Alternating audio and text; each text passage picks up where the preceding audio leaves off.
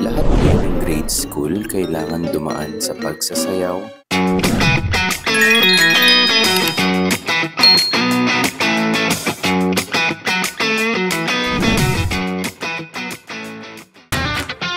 Good day mga tolits! Nandito tayo ngayon sa Bulacan Ecumenical School.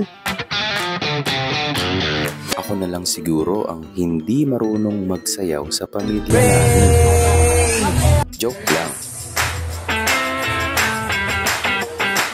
Ito si Harmon, grade 1. 8 taong gulang, nag-aaral siya sa Bulacan Ecumenical School dito sa Malolos, Bulacan. Tuwing may event sa school nila ay madalas magsayaw ang mga bata. Tulad na lang nung nakaraang sports fest, nagsayaw rin sila.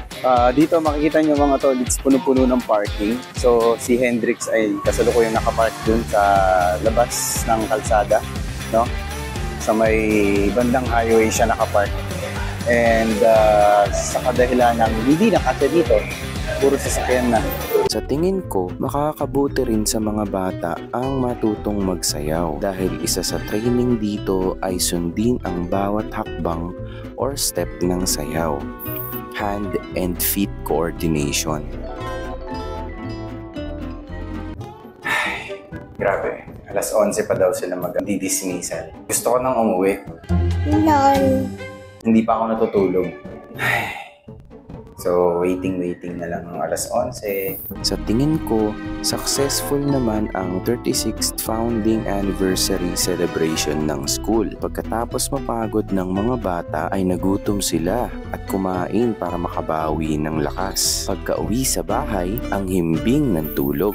Maraming salamat sa panonood mo. Sana ay may napulot kang aral o hindi kaya ay natuwa ka sa video na ito. Kung nagustuhan mo, hit like and subscribe button para makapanood ka pa ng future uploads. Pwede ka rin mag-comment kung gusto mo. Libre yan.